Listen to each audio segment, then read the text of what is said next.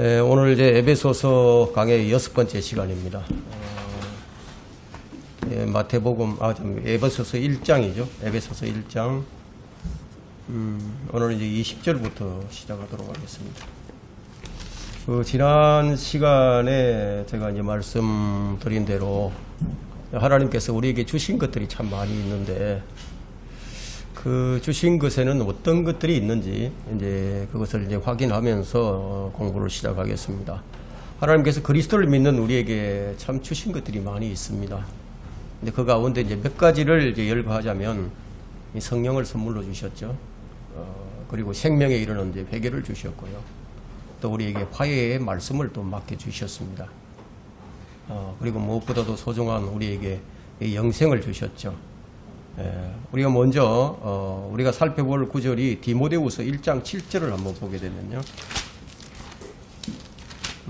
주님께서 우리에게 주신 것이 있는데 그것이 무엇인지 한번 보겠습니다. 디모데후서 1장 7절을 보게 되면 하나님께서 우리에게 주신 것은 두려워하는 영이 아니라 능력과 사랑과 건전한 생각의 영이라. 우리 그리스도인들에게 능력과 사랑과 건전한 생각의 영을 이제 주셨습니다. 이미 우리가 이제 가지고 있는 것들입니다. 그래서 고린도전서 2장 16절에 따르게 되면은 그래서 우리는 그리스도의 생각을 가졌다고 말씀합니다. 이미 우리가 받아서 가지고 있는 것들이죠. 또한 이 로마서 5장 5절에 따르게 되면 성령에 의하여 하나님의 사랑이 우리에게 부어져 있다라고 말씀합니다. 우리가 하나님을 사랑하고 또 형제를 사랑할 수 있도록 참 사랑이 우리에게 주어져 있는 거예요. 자, 우리는 이제 구원받는 순간 우리가 성령 안으로 들어가서 성령의 침례를 받았습니다. 그리고 성령님께서는 우리 안에 들어와서 거하시게 됩니다. 그분은 우리를 이제 영원히 떠나지 않으십니다. 몸의 구속의 날까지 이 성령께서 친히 우리를 성령 안에 이제 집어넣으셔서 이 봉인을 하신 거예요. 봉인. 그러니까 인을 치셨다. 성령의 인을 쳤다는 것은 우리가 성령 안으로 들어가서 완전히 이제 봉해졌다. 이런 의미가 있는 겁니다. 그래서 우리는 이제 하늘의 시민권을 가지고 있습니다. 이 땅의 시민권이 아니라 이제 하늘의 시민권을 가졌는데, 그래서 우리는 이제 하나님의 상속자가 되었죠. 아들이면 상속자예요. 그리고 우리는 그리스도와 함께한 공동 상속자입니다. 이미 이런 모든 특권들을 우리에게 주셨는데, 근데 이런 걸 가지고 있으면서도 이게 뭔지 잘 알지 못해서 적용할 줄 모르니까 이런 성도들을 향해서 바울이 하나님께서 이 사람들의 눈을 좀 열어주셔서 이것을 좀 보게 해달라 하고 이제 중보의 기도를 하고 있는 거예요. 그래서 그들의 눈을 확 열어주셔서 그것들을 가지고 있는 것들을 사용해서 무엇을 해야 하느냐? 교회를 세우고 그리스도의 몸을 세우고 모든 선한 일을 통하여 하나님께 영광을 돌리게 하소서. 좀 고차원적인 기도를 하고 있는 거예요. 주님께서 우리에게 지성의 눈을 밝혀주시면 이제 우리가 이제 알 수 있는 게 아는 게 있는데 그게 뭐냐면 그게 부르심의 소망이에요. 부르심의 소망. 부르심의 소망이 무엇인지 아는 거예요. 자, 우리는 구원받기 이전에는 소망이 없는 사람들이었죠. 그걸 에베소서 2장 12절에서 이제 말씀하고 있는데, 왜 우리가 소망이 없었나 하면은 12절에 보니까 그때 너희는 그리스도로부터 분리되어 있었고 이스라엘 나라에 속하지 않는 타국인이요 하나님께서 택한 백성도 아니었고 약속의 언약들로부터는 생소한 사람이었으며 소망도 없고 세상에서 하나님도 없었느니라. 그러니까 우리가 구원받기 이전에는 이러한 소망이 없었다는 거예요. 근데 하나님께서 우리를 불러주시니까 우리에게 무엇이 생겨났죠? 근데 소망이 생겨났다는 거예요. 소망이. 우리가 가진 소망이 뭐예요? 영생의 소망이 있죠. 그죠? 부활의 소망이 있죠. 휴구의 소망이 있죠. 하늘의 소망이 있죠. 이런 소망을 가지게 되었다는 거예요. 이걸 너희들이 좀 알기를 바란다. 이것이 바울이 강구예요. 근데 바울은 이런 소망을 가지고 있었기 때문에 그에게는 불평이 없었어요. 자, 우리가 이런 험난한 세상, 우리가 소망이 없다면 이 험난한 세상을 무슨 낙으로 신앙생활을 할 수 있겠어요? 이 소망은 오늘을 이기는 원동력이 되는 거예요. 하나님의 부르심에는 이런 소망이 있다. 이걸 우리가 알기를 원한다는 겁니다. 그 다음에 또 우리가 알기를 원하는 것은 성도들 안에 있는 유업의 영광의 풍성함인데 18절에 보니까 그 말씀이 있죠. 성도들 안에 있는 이 유업의 풍성함이 있는데 하나님께서 우리를 불러주셔서 우리를 양자로 삼아주셨는데 그럼 아들이면 상속자죠? 아들에게는 상속의 권리가 있는 거예요. 그 아들은 이제 아버지 유산을 물려받습니다. 우리가 하나님의 상속자가 되어서 하늘의 유업을 이제 누리게 되었어요. 그걸 여기 이제 18절에서 성도들 안에 있는 그의 유업의 풍성함이다. 막 그냥 유업이 아니라 영광의 풍성함이다. 엄청나다는 거죠, 영광이. 그 영광이라는 말은 영어로 이제 글로리죠, 글로리. 근데 성경에서 모든 영광은 하나님께서 받으셔야 됩니다. 그래서 이 그의 영광, 그의 영광의 유업의 영광이라고 지금 말을 하고 있는데, 그러고 보면 이제 이 영광이라는 것이 하나님께 속해 있죠. 그럼 우리가 누리게 될 유업의 영광은 하나님께 속해 있다는 거예요. 그런데 이 영광을 여기서 뭐라고 하느냐? 성도들 안에 있는 그의 유업의 풍성함이라고 얘기하는데, 이런 너희 안에 있는 이런 성도들 안에 있는 이 유업의 풍성함을 너희가 알도록 하는 것이 이 바울이 이제 기도입니다. 그럼 우리가 어떻게 해서 이 영광의 풍성함을 얻게 되었죠? 우리가 이런 영광의 풍성함을 얻게 되었는데 7절을 보니까 그 사랑하시는 이 안에서 우리가 그의 은혜의 풍성함을 따라 그의 보혈을 통하여 구속 곧 죄들의 용서함을 받았느니라. 우리가 이렇게 된 것은 누구로 인해서 이렇게 되었습니까? 그리스도로 인해서 이렇게 되었죠. 우리가 받을 유업도 누구로 인해서 받게 되었습니까? 그리스도로 인해서 받게 되었죠. 그러니까 우리의 노력이나 우리의 능력으로 된 게 아니라는 겁니다. 우리 안에 있는 유업의 풍성함이 그리스도 예수로 말미암은 것이다. 이것을 여기서 이제 강조를 합니다. 요한복음 3장 35절에 보게 되면 아버지께서 아들에게 모든 것을 다 주셨어요. 아버지께서 아들을 사랑하셔서 모든 것을 그의 손에 주셨으니, 그러니까 아버지께서 아들에게 모든 걸 다 주신 거예요. 그럼 모든 걸 아들에게 다 주신 그분이 그 독생자를 우리에게 주셨다는 거예요. 예수님은 모든 걸 다 가지고 계시는데 그 모든 걸 다 가지신 분을 우리에게 주셨다는 거예요. 가장 사랑하시는 아들을 아낌없이 우리에게 주신 분께서 무엇이 아까워서 우리한테 주지 않을 게 뭐가 있겠는지 한번 생각을 해보자는 겁니다. 주님과 우리의 관계는 이 보통의 관계가 아니에요. 하나된 관계예요. 하나된 관계. 주님은 우리의 머리고 우리는 그분의 몸입니다. 우리 개개인은 개별적으로는 그분의 몸의 지체들이죠. 이것이 주님과 우리와의 관계예요. 이 영광을 입으신 그리스도는 다시 십자가에 죽으실 수 없어요. 영광을 입으신 그리스도의 몸은 다시 분리가 될 수 없어요. 그래서 그 누구도 떼어놓을 수가 없습니다. 그분과 한 몸이니까. 그분이 어떤 분이세요? 예수 그리스도가 어떤 분이십니까? 하나님이시죠. 우리가 하나님과 한 몸이 된 거예요. 아버지 하나님께서 아들에게 모든 것을 다 맡기셨는데 그 모든 것에 우리가 좀 주목해 볼 필요가 있습니다. 그럼 어떤 것을 맡기실 거예요? 심판도 맡기셨어요. 통치도 맡기셨어요. 예? 모든 것들을 다 포함하는 거예요. 그냥 모든 것이에요. 그래서 우리가 앞으로 그분과 함께 다스리고 그분과 함께 심판을 하고 그분과 함께 영광도 받게 된다. 이런 영광, 심지어는 천사들까지도 우리가 심판을 하는 자리에 서게 해주신다는 거예요. 왜냐하면 그분과의 연합이에요. 즉 한 몸이기 때문에.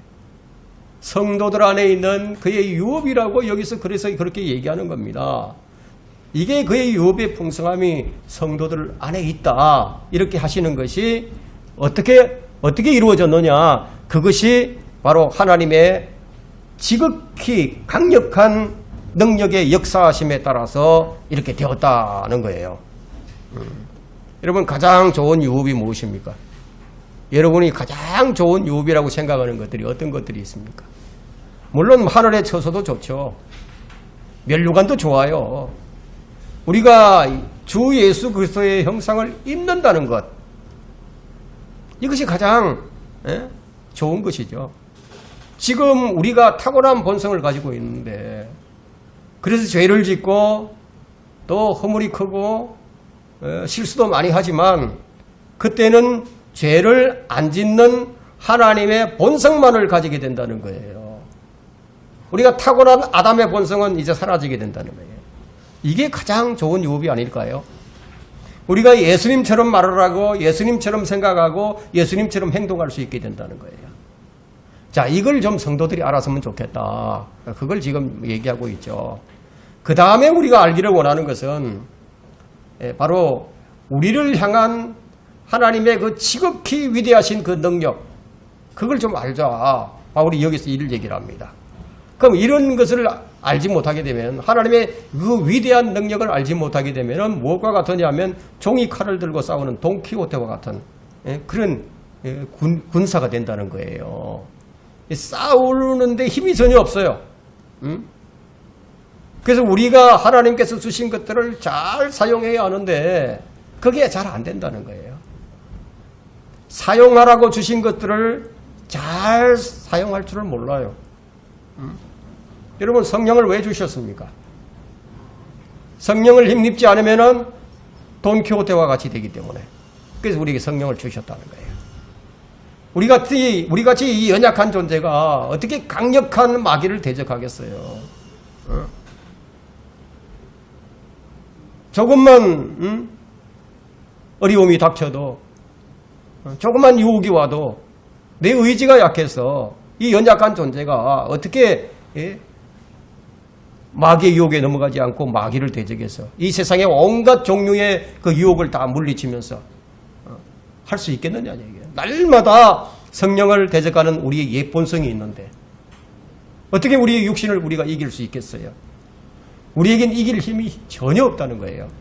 그래서 지극히 강력한 하나님의 능력이신 성령님을 우리 안에 보내셔서 우리가 성령을 힘입어서 모든 능력 있는 일들을 행하라고, 그래서 성령님을 우리 안에 주신 거예요. 우리에게 무엇이 필요합니까? 힘이 있어야 되죠. 힘. 싸워서 이기려면 힘이 있어야 돼요. 파워가 필요합니다. 구원받은 우리의 삶은 영적 전쟁터예요. 구원받고 난 이후부터 전쟁이 시작되는 거예요. 영적 싸움은 우리가 세상의 파워로 하는 게 아니에요. 영적 세계에서 싸우는데 어떻게 물리적인 힘을 가지고 싸울 수 있겠습니까? 자, 그러면 하나님께서 자신의 능력을 어떻게 보여주시느냐? 그 하나님의 힘, 하나님의 파워를 어떻게 보여주셨어요? 성경 첫 장부터 나오죠. 창조의 파워. 창조의 파워를 보여주신다. 이게. 성경 마지막에는 심판의 파워를 보여주시고 있다. 이게. 그럼 그분의 파워를 한번 상상을 해보라는 거예요.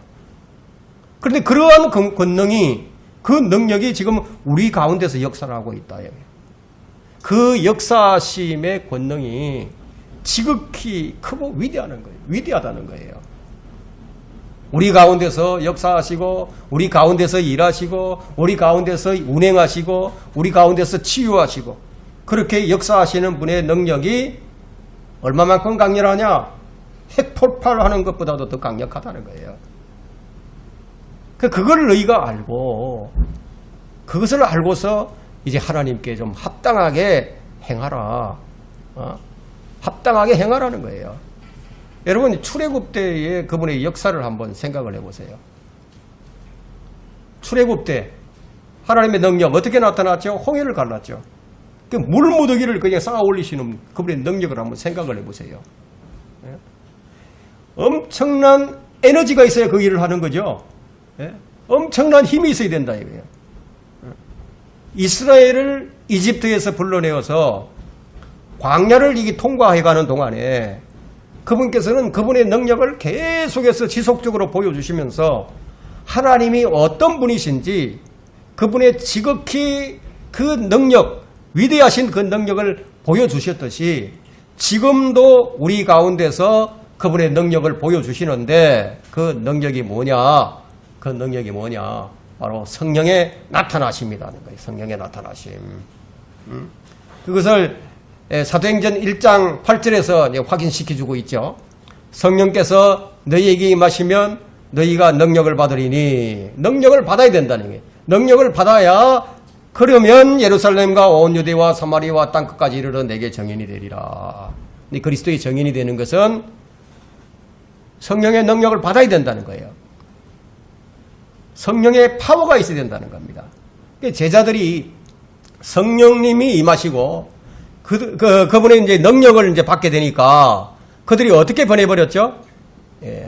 그 사건이 사도행전 2장부터 시작해서 4장까지 쫙 나오죠. 그걸 읽어보면은 어떤 능력이 일어났는지를 우리가 알 수가 있게 됩니다. 이런 강력한 능력의 역사하심을 에베소 교회 성도들인 너희들이 알기를 내가 하나님께 간구를 한다.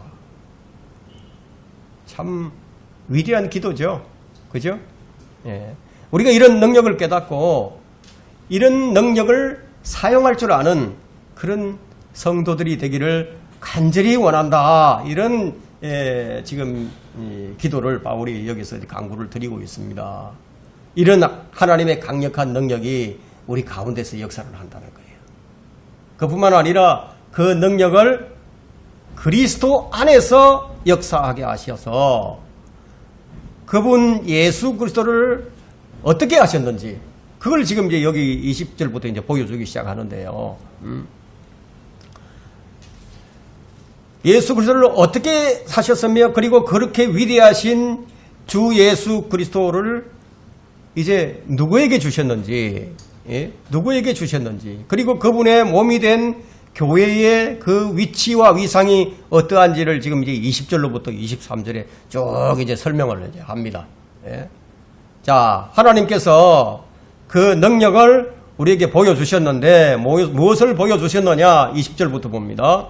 하나님께서 그 능력을 그리스도 안에서 역사하게 하사 그를 죽은 자들로부터 살리셨으며 천상에서 하나님의 오른편에 앉히사 모든 정사와 권세와 능력과 다스림과 이 세상뿐만 아니라 오는 세상에서도 이름 지어진 모든 이름 위에 뛰어나게 하셨으며 또 만물을 그의 발 아래 두시고 그를 만물 위에 머리가 되게 하셔서 교회에게 주셨느니라. 교회는 그분의 몸이니 만물 안에 모든 것들을 채우시는 분의 충만이니라.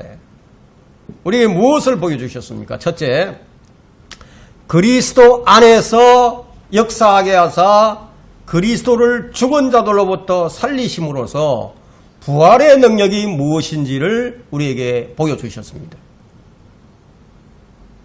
여러분은 그 죽은 자들로부터 살아난 사람을 본 적이 있습니까? 여러분 눈으로 본 적이 있어요? 없죠? 이건 하나님만이 하실 수 있는 이 파워라는 거예요.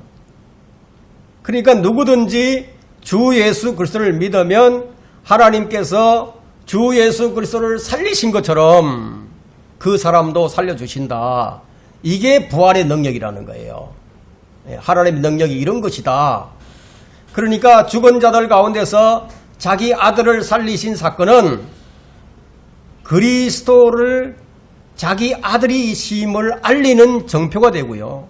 또한 그를 믿는 모든 사람의 구주로 선언을 하심으로써 나타내는 증거가 된다는 거예요.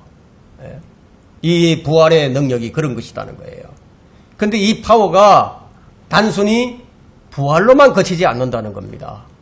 그 능력은 둘째, 죽은 자들로부터 살리신 예수님을 하나님께서 하늘로 끌어올려 천상에 자기 오른편에 앉히신 그 능력을 나타내셨죠.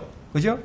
근데 이런 것으로 또 거치는 것이 아니라, 그분을 21절에 보니까 모든 정사와 권세와 능력과 다스림과 이 세상뿐만 아니라 오는 세상에서도 이름 지어진 모든 이름 위에 뛰어나게 하셨으며, 하늘에 있는 존재들이 있어요. 하늘에는 천사들이 있죠.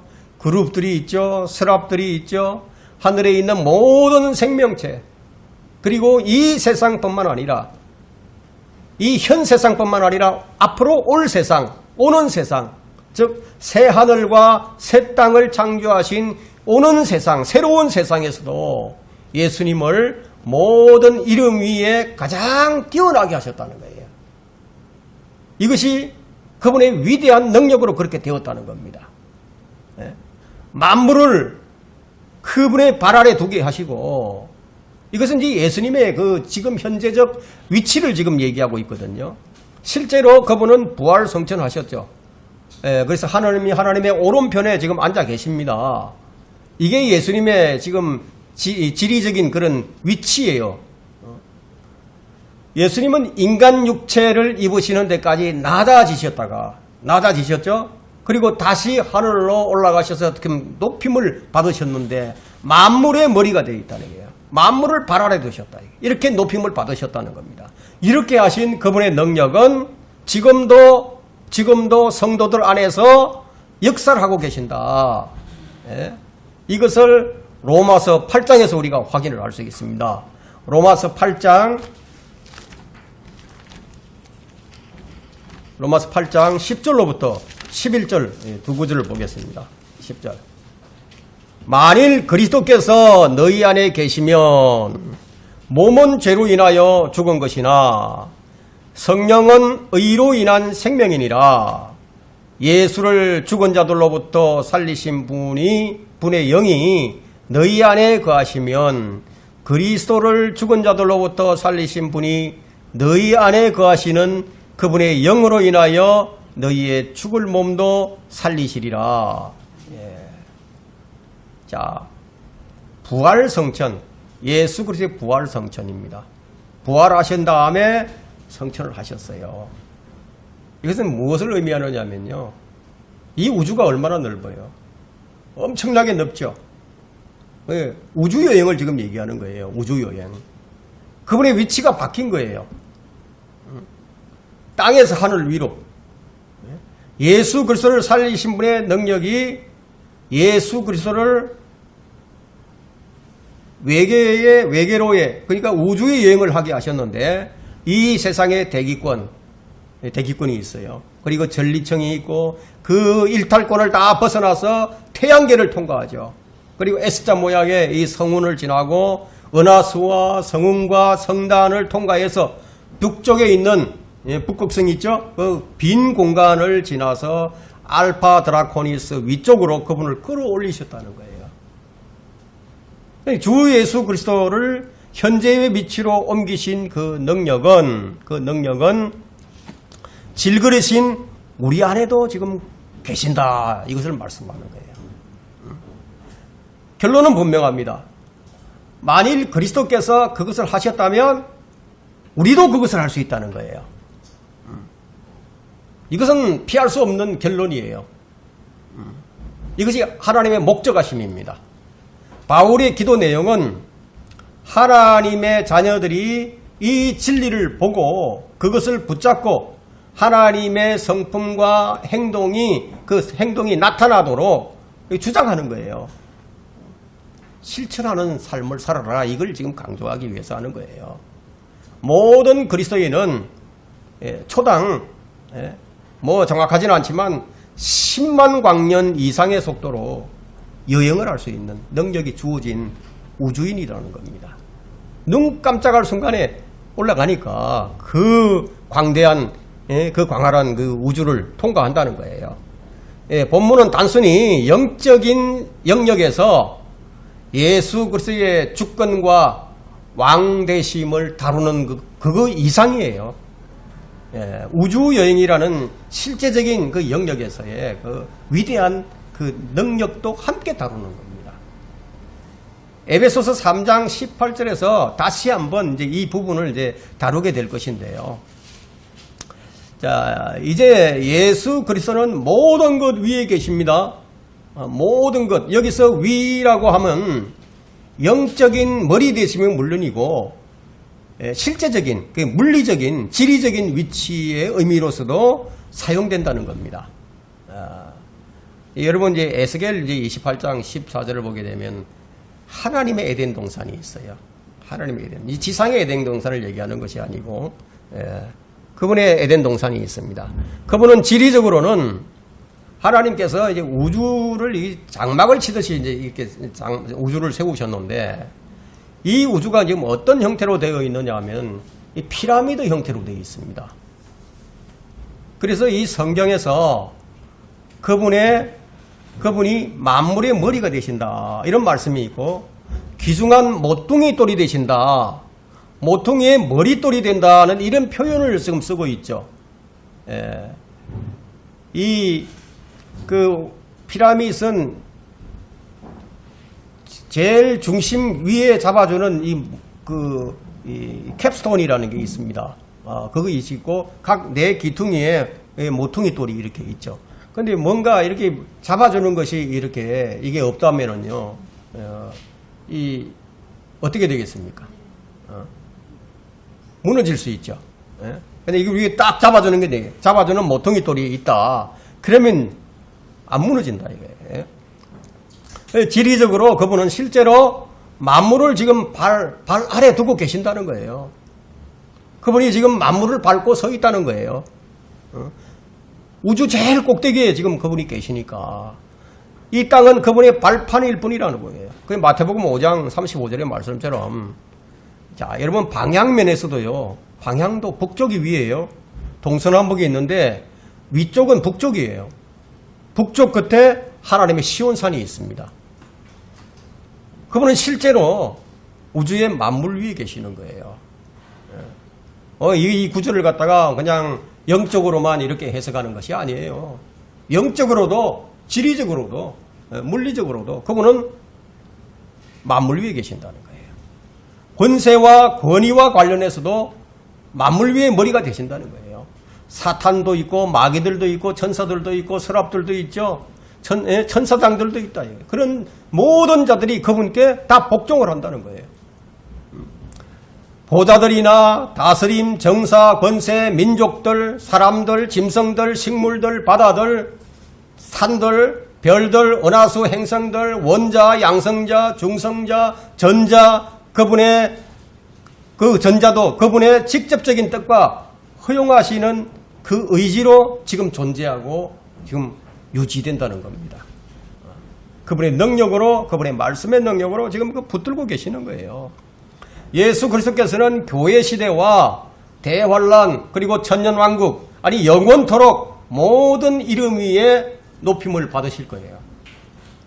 빌립보서 2장 9절에 그 말씀이 있죠. 그러나 지금은 그의 원수들이 모두 다 아직 굴복하지 않았어요. 정복되지 않았습니다. 그들 모두가 그분의 발에 입 맞추지도 않았어요. 그러나 곧 그렇게 할 것이라는 거예요. 그분의 능력이 그렇게 하실 거라는 거예요. 이것이 그분의 위대한 능력입니다. 예수 그리스도께서는 교회의 머리십니다. 그죠? 과거나 현재 또 미래에도 유일한 교회의 머리가 되십니다. 우리는 성령으로 그분의 몸 안으로 들어갔고 성령으로 그 안으로 침례를 받았기 때문에 이 몸에는 보이는 지금 예수 그리스도는 지금 보이지 않는 머리시란 말이에요. 그리고 보이는 머리가 없어요. 하나님은 영이시기 때문에 그 머리도 영적인 머리여야 합니다. 그래서 예수 그리스도가 머리시지만 지금 안 보이는 거예요. 우리의 머리는 지금 하늘에 계십니다. 우리는 그리스도의 지체가 되었기 때문에 여러분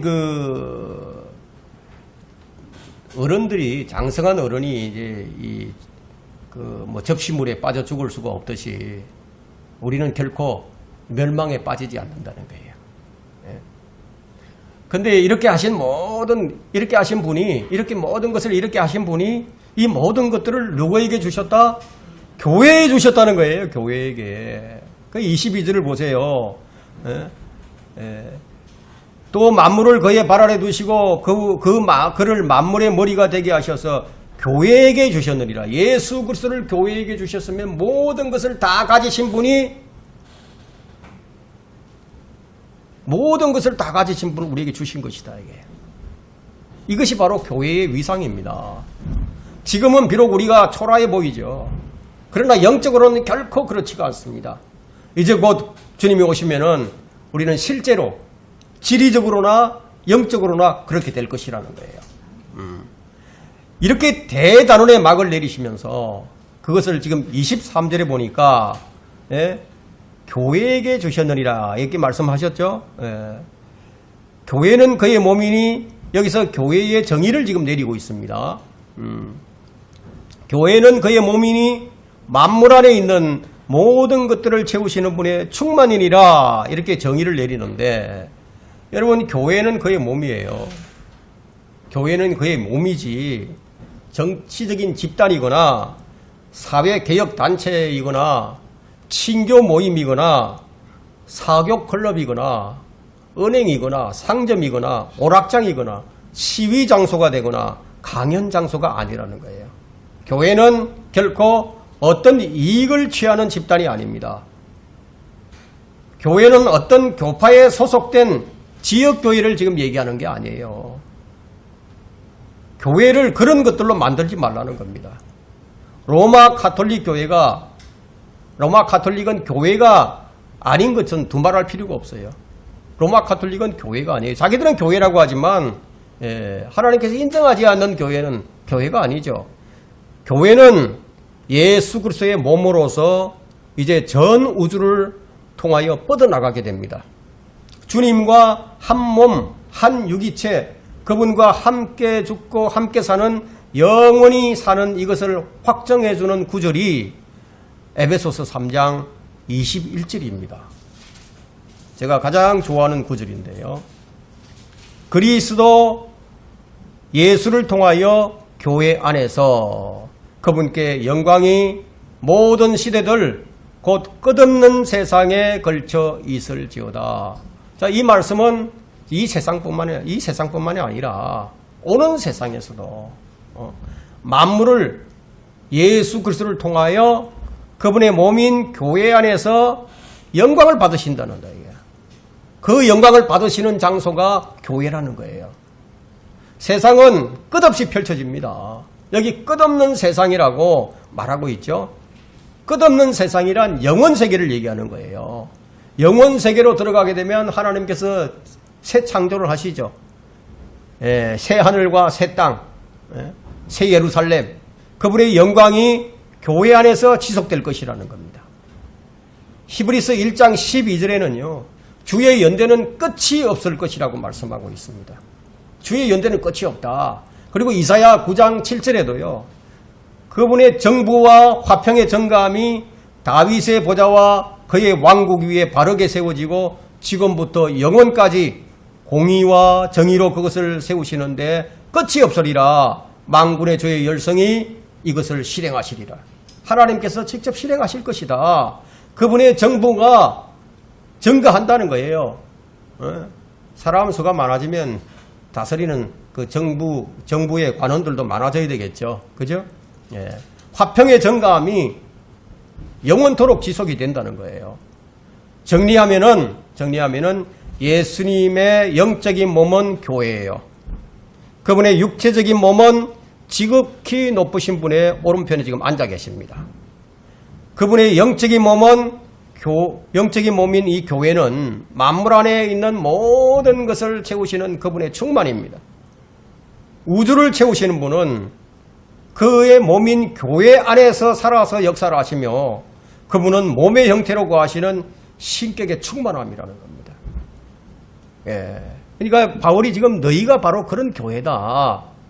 하나님의 강력한 능력이 역사하심이 바로 이러한 것들이다. 그 능력의 역사하심이 너희 안에 있다. 이것을 너희가 좀 알기를 바란다는 겁니다. 이런 파워를 가지고 에베소 성도들이 믿음을 지키고 하나님의 일을 하고 서로 사랑하고 견고하고 또 강하게 또 담대하게 이 땅을 살아갈 수 있도록 하나님께 간구하고 있는 거예요. 이런 능력이 바로 너희 안에 있다. 이게 하나님의 파워다. 근데 이게 없었던 제자들은 부활하신 주님을 만나고서도 이런 능력이 그들 안에 없습니까? 그들이 고기 잡으러 갈릴리로 떠나버리지 않았습니까? 그랬던 그들에게 성령님께서 임하니까 그들이 이제 권능을 받게 되죠. 어떻게 변해버렸죠? 죽음도 두려워하지 않았다 이거예요. 죽음도 두려워하지 않는 그런 일꾼이 되어버렸어요. 베드로가 예루살렘에서 설교를 하니까 하루에 3,000명이 구원을 받는 아주 놀라운 일이 일어나지 않았습니까? 이런 일들을 행하신 하나님의 능력이 바로 우리 안에서 역사를 하고 있다. 이걸 에베소서를 읽는 모든 사람이 알기를 바란다고 바울이 지금 여기서 하나님께 간구를 하고 있는 겁니다. 오늘 여기까지 합니다.